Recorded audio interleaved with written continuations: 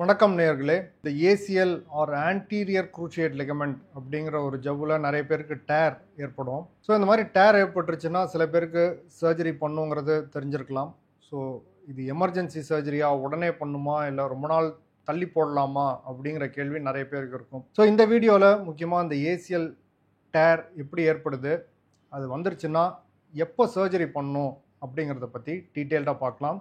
நான் doctor Arun Kannan, orthopaedic surgeon from Apollo hospital Chennai and Jayam ortho care Kodambakkam.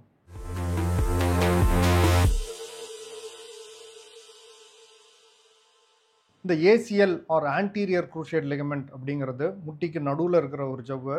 தொடை எலும்பையும் கால் எலும்பையும் ஒன்றா சேர்க்கும். ஸோ முட்டியை அப்நார்மலாக நகராமல் சீராக நகர்றதுக்கு ஒரு முக்கியமான லிகமெண்ட். இது பார்த்தீங்கன்னா நிறையா ஸ்போர்ட்ஸ் இன்ஜுரிஸில் டேமேஜ் ஆகலாம். இதனால் இந்த ஏசிஎல் டேரான நிறைய ஸ்போர்ட்ஸ்மேன் உங்களுக்கு தெரிஞ்சிருக்கும். ரவீந்திர ஜடேஜா, சேத்தேஸ்வர் புஜாரா, இவங்களுக்குலாம் ஃபேமஸாக இந்த ஏசிஎல் டேர் இருந்துச்சு. நம்ம ஊரில் more common mechanism of injury அப்படின்னு பார்த்தோம்னா இந்த டூ வீலர் ஆக்சிடென்ட். டூ வீலர்லேருந்து விழும்போது காலை ஊனி பேலன்ஸ் பண்ணும்போது நிறைய பேருக்கு இந்த நீல ட்விஸ்டிங் இன்ஜுரி மாதிரி இந்த ஏசிஎல் டேர் ஆகிடலாம். ஸோ இந்த மாதிரி வெறும் ஏசிஎல் டேர் மட்டும் ஆயிருக்கு அப்படின்னா நடக்க முடியாம இருக்க மாட்டாங்க. அடிப்பட்டோனையுமே எந்திரிச்சு அவங்களால நிற்க முடியும். வலி இருக்கும், பட் நிற்க முடியும், அவங்களால அடி எடுத்து வைக்க முடியும். நடந்தே கூட கிளினிக் நிறைய பேர் வந்துடுவாங்க.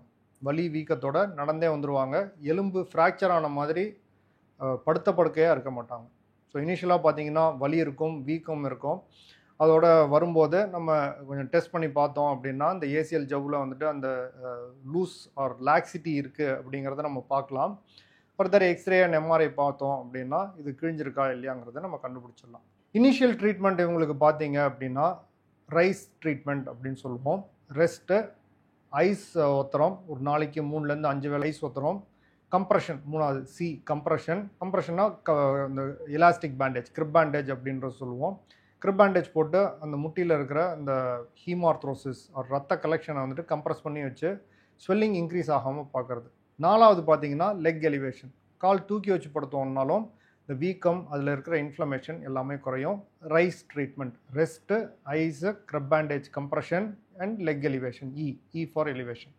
ஸோ ரைஸ் ட்ரீட்மெண்ட் தான் இவங்களுக்குலாம் ஃபர்ஸ்ட் லைன் ட்ரீட்மெண்ட். ப்ளஸ் இவங்களுக்கு இந்த பெயினும் இந்த ஸ்வெல்லிங்கும் கம்மியாகிறதுக்கு ஆன்டி இன்ஃப்ளமேட்டரி மெடிகேஷன்ஸ் கொடுக்குறோம். ஸோ இங்கேருந்து இவங்கள 3 வகையாக நம்ம பிரிக்கணும்.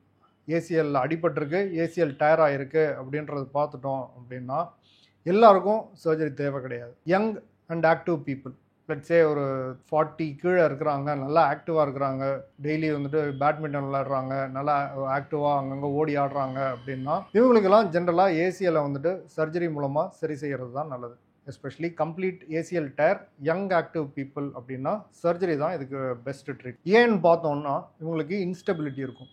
அதாவது நம்ம ஆக்டிவிட்டீஸ், நல்ல ஹைலி ஆக்டிவ் பீப்புளுக்கு பார்த்தீங்கன்னா இந்த ஏசிஎல் இல்லாமல் இருக்கும்போது முட்டிக்குள்ளே ஒரு ஸ்டெபிலிட்டி இருக்காது. அப்பப்போ ஸ்லிப் ஆகிற மாதிரி ஒரு ஃபீலிங் வரும். ஸ்லிப் ஆகும்போது பார்த்தீங்க அப்படின்னா ஃபர்தர் டேமேஜ் ஏற்படலாம். ஸோ இவங்களுக்கு ஜென்ரலாக ஹைலி ஆக்டிவ் யங் பீப்புளுக்கு இந்த ஏசிஎல்லை சர்ஜரி மூலமாக சரி பண்ணுறது தான் பெஸ்ட் ட்ரீட்மெண்ட். அடுத்த எக்ஸ்ட்ரீம் பார்த்தீங்க அப்படின்னா ஓல்டர் பீப்புள், அபவ் 55, ஏற்கனவே கொஞ்சம் லேசாக மூட்டு தேய்மானம்லாம் இருக்குது, அந்த அளவுக்கு ஆக்டிவ் இல்லை அப்படின்னா தென் ஏசிஎல் டேருக்கு ஜென்ரலாக சர்ஜரி தேவைப்படுறது கிடையாது.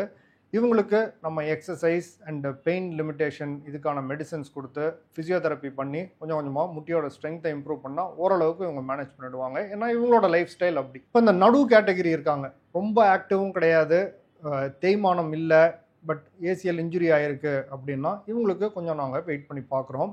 வெயிட் பண்ணி பார்த்து இவங்களுக்கு இன்ஸ்டெபிலிட்டி வருதா அப்படின்றது பார்க்குறோம். அதாவது இவங்களுக்கு நடக்கும்போது ஸ்லிப் ஆகிற ஃபீலிங் வருது அப்படின்ற மாதிரி இருந்தாங்க அப்படின்னா சிம்டமேட்டிக் இன்ஸ்டெபிலிட்டி அப்படின்னு சொல்லுவோம். எப்போவுமே நடக்கும்போது ப்ராப்ளம் இருக்காது.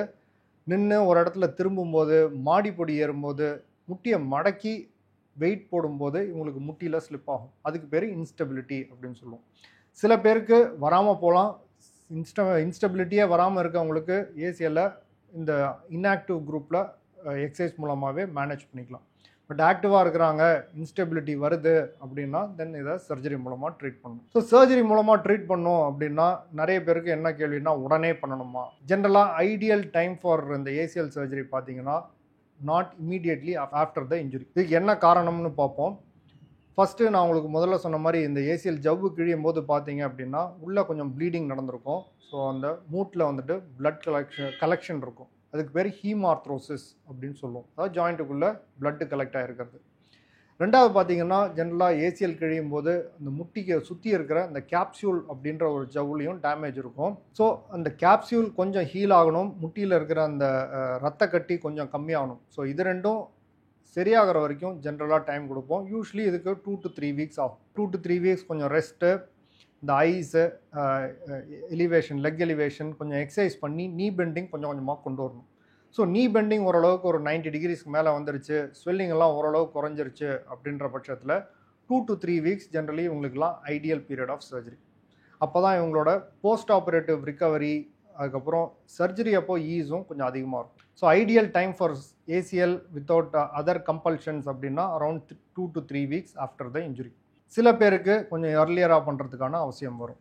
யார் அப்படின்னு பார்த்தீங்கன்னா, ஒரு சில டைம் இந்த லிகமெண்ட் மட்டும் கிழிஞ்சிருக்காது, லிகமெண்ட் வந்துட்டு அது ஒட்டி இருக்கிற போனோட சேர்ந்து அவல்ஷன் ஃப்ராக்சர் அப்படின்னு சொல்லுவோம்.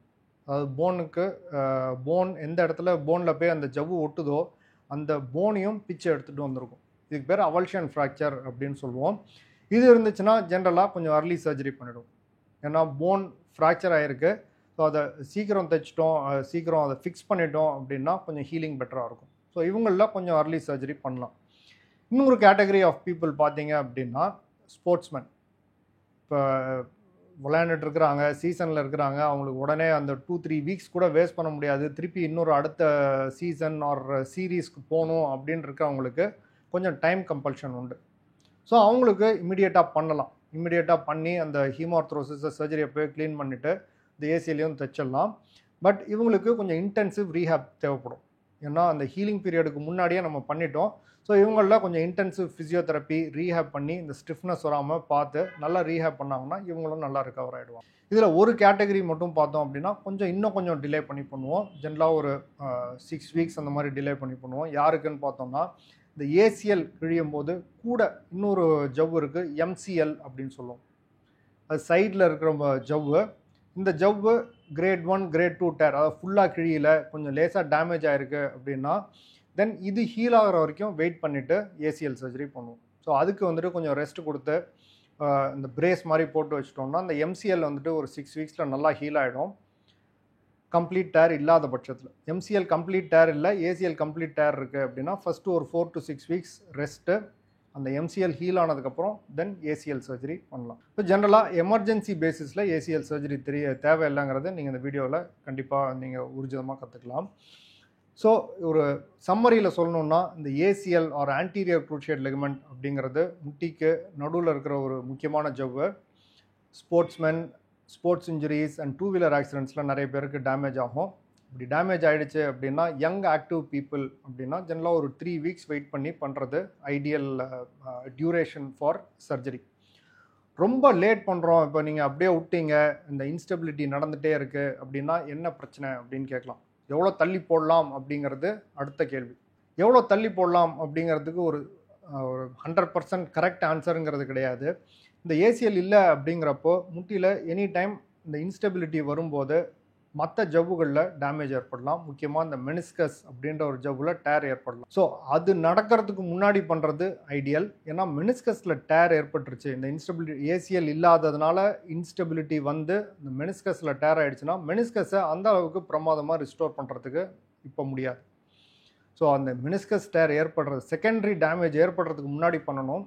ஸோ ஜென்ரலாக என்ன சஜஸ்ட் பண்ணுறோன்னா, இன்ஸ்டெபிலிட்டி இல்லை அப்படின்னா நீங்கள் வெயிட் பண்ணி பார்க்கலாம், இன்னும் எமர்ஜென்சி கிடையாது. பட் இன்ஸ்டெபிலிட்டி இருக்குது அப்படின்னா ரொம்ப டிலே பண்ணாமல் பண்ணுறது பெட்டர். ஸோ இந்த டாபிக் பற்றி உங்களுக்கு வேறு எதுவும் டவுட்ஸ் இருந்துச்சுன்னா கமெண்ட் செக்ஷனில் உங்களோட கமெண்ட் எழுதுங்க. வில் டெஃபினெட்லி அட்ரஸ் இந்த அப்கமிங் வீடியோஸ். உங்களோட ஃப்ரெண்ட்ஸ் அண்ட் ரிலேட்டிவ்ஸ் யாருக்காவது இது ரிலேட்டட் ப்ராப்ளம்ஸ் இருந்துச்சுன்னா இதை ஷேர் பண்ணுங்கள். I'm sure they will find it useful. Thank you.